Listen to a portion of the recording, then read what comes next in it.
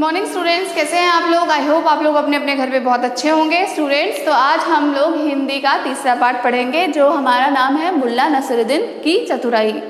एक मुल्ला नसरुद्दीन थे तो उनकी क्या क्या चतुराई थी, कैसे वो काम करते थे, उसके बारे में पढ़ेंगे। ठीक है, तो चलिए आप लोग सब लोग हिंदी फर्स्ट की बुक जो है ये वो निकाल लीजिए और स्टार्ट करते हैं हम लोग रीडिंग। तो मैं रीडिंग करूँगी, आप भी मेरे साथ साथ रीडिंग करेंगे। ठीक है, चलिए स्टार्ट करते हैं। एक दिन मुल्ला नसरुद्दीन अपने गधे पर बैठे बाजार जा रहे थे। कहाँ जा रहे थे? बाजार जा रहे थे। कहाँ किस पे बैठ के जा रहे थे? गधे पर बैठ के। बाजार में उन्होंने देखा 3 किसान आपस में झगड़ा कर रहे हैं। क्या देखा? 3 किसान को आपस में झगड़ा करते हुए देखा। उन्होंने देखा मुल्ला नसरुद्दीन वहीं रुक गए। उन्हें देखकर क्या हुआ? वहीं रुक गए। वो वहाँ खड़े होकर वे उनके झगड़े के कारण को जानने की कोशिश करने लगे। खड़े होकर उन्होंने पूछा क्या वजह है भाई झगड़े की।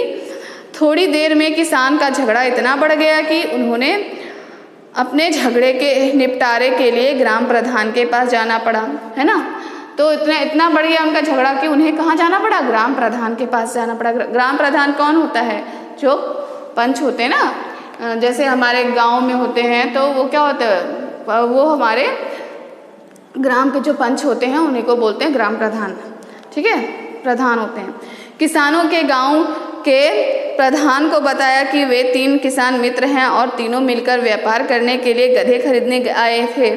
उन्होंने बताया, ठीक है, तीनों किसानों ने मिलकर एक व्यापारी से 17 गधे खरीदे। कितने गधे खरीदे उन्होंने? 17 गधे खरीदे। पहले किसान ने व्यापारी को कुल कीमत की आधी रकम दी थी। तो पहले किसान ने व्यापारी को जितना भी कीमत हुआ था उसका क्या दिया था? आधा रकम दिया था। दूसरे किसान ने कुल कीमत का 1/3 तथा तीसरे किसान ने कुल कीमत का 9वां हिस्सा दिया था। दूसरे किसान ने वो 1/3 दिया था और तीसरे किसान ने 9वां हिस्सा दिया था। जितना भी पैसा हुआ था उसका 9वां हिस्सा। अब उन्हें समझ नहीं आ रहा था कि गधों का बंटवारा कैसे किया जाए। तो अब उनको समझ नहीं आ रहा था, सबने मिलके तो गधे खरीद लिए लेकिन वो समझ नहीं आ रहा था कि अब कैसे बंटवारा किया जाए। गांव के प्रधान ने बहुत ही हिसाब किताब लगाया, उनकी समस्या का हल निकालने की कोशिश की, है ना, कि उनकी समस्या है, उनके समस्या का समाधान निकालने की कोशिश की लेकिन उनसे नहीं हुआ, लेकिन कोई हल ना निकल पाया। मुल्ला नसरुद्दीन ने ग्राम प्रधान से कहा, क्या मैं इनकी समस्या को सुलझाने का प्रयास कर सकता हूँ? तो नसरुद्दीन जो साहब थे उन्होंने क्या बोला कि मैं इनकी समस्या को सुलझा सकता हूँ। ठीक है, ग्राम प्रधान ने खुशी खुशी ऐसे करने की स्वीकृति दे दी। उन्होंने बोला ठीक है कीजिए। मुल्ला नसरुद्दीन ने किसानों से पूछा कि वे क्या चाहते हैं। उन्होंने किससे पूछा? किसानों से पूछा कि क्या चाहते हैं। वे बोले, हम अपने गधों को इस तरह बांटना चाहते हैं कि हम सबको उतने गधे मिले जितने गधों की कीमत हमने दी है। ठीक है, तो उन्होंने बोला कि मैं उस गधे को ऐसा बांटना चाहता हूँ कि मैंने जितनी भी कीमत दिया है उतना मुझे वो गधे मिल जाए। मामला दिलचस्प था। ठीक है, दर्शकों की भीड़ इकट्ठी हो गई थी। मुल्ला नसरुद्दीन ने गांव के प्रधान सहित उन सबको वहां चलने के लिए कहा। बहुत सारे लोगों को चलने के लिए कहा जहां गधे खड़े थे। कहाँ थे? जहां गधे थे। ग्राम प्रधान सहित किसान और सभी देखने वाले वहां पहुंच गए। सब लोग वहां पहुंच गए। मुल्ला नसरुद्दीन ने गधे गिने। गधे कितने थे?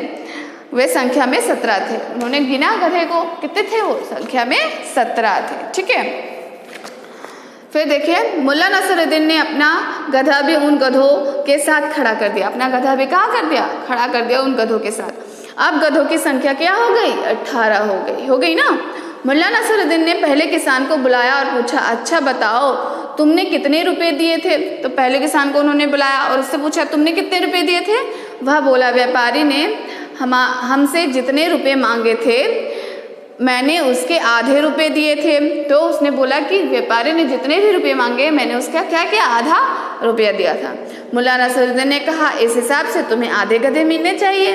तो उन्होंने बोला, इस हिसाब से क्या तुम्हें आधे गधे मिलने चाहिए। मुल्ला नसरुद्दीन ने 18 गधों के आधे 9 गधे पहले किसान को दे दिया। 18 गधे से आग का आधा कितना हो गया? 9 हो गया ना, तो उसको दे दिया।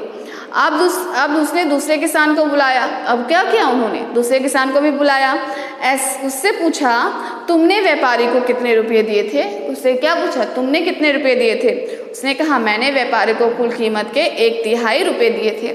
यानी उसने बोला कि मैंने व्यापारी को 1/3 रुपये दिए थे कुल कीमत का। मुल्ला नसरुद्दीन ने कहा, इस हिसाब से तुम्हें कुल गधों का तीसरा हिस्सा मिलना चाहिए। 18 का तीसरा हिस्सा हुआ 6, तो उसको कितने दे दिए? 6 गधे दे दिए। मुल्ला नसरुद्दीन ने 6 गधे दूसरे किसान को दे दिए। लोग विस्मय से मुल्ला नसरुद्दीन को देख रहे थे। मुल्ला नसरुद्दीन ने तीसरे किसान से पूछा तो उसने कहा, मैंने कुल कीमत का 9वां हिस्सा दिया। कितना दिया? 9वां हिस्सा दिया है। मुल्ला नसरुद्दीन ने कहा, इस हिसाब से तुम्हें कुल गधों का 9वां हिस्सा मिलना चाहिए। तो 18 का 9वां हिस्सा कितना होता है? 2। कितना हुआ? 2। तो मुल्ला नसरुद्दीन ने किसान को 2 गधे दे दिए। ठीक है, तो पहले को कितने दिए? 9 दिए, दूसरे को कितने दिए? 6 दिए, और तीसरे को 2 दिए। ठीक है, किसान अपने गधे को लेकर खुश हो गए। क्या हो गए? बहुत ही खुश हो गए। अब एक गधा रह गया, बचा कितना? 1 बच गया, है ना। वह गधा मुल्ला नसरुद्दीन का था। किसका था? मुल्ला नसरुद्दीन का था। मुल्ला नसरुद्दीन ने अपना गधा लिया और उस पर बड़ी शान से बैठकर बाजार की ओर चल दिए। ठीक है, ग्राम प्रधान सहित सभी लोग दांतों तले उंगली दबाए खड़े थे और मुल्ला नसरुद्दीन की भूरी भूरी प्रशंसा कर रहे थे। ठीक है, तो दांतों तले उंगली दबाना यह एक मुहावरा है, तो उसका मतलब होता है दंग रह जाना, क्योंकि उन्होंने क्या किया? 17 गधों को 3 किसानों में बांट दिया था, इसीलिए वो लोग दंग रह गए थे। ठीक है, तो स्टूडेंट्स आपको क्या करना है, ये जो मैंने आपको पढ़ाया मुल्ला नसरुद्दीन की कहानी, वो आपको अच्छे से रीडिंग करनी है और रीडिंग करके अपना हार्ड वर्ड्स, कठिन शब्द जो भी हैं उसको अपनी बुक में ही अंडरलाइन करना है। ठीक है, बाकी जो इसका अभ्यास है और प्रश्नोत्तर है वो मैं अगली क्लास में आपको करवाऊंगी। ठीक है, थैंक यू एंड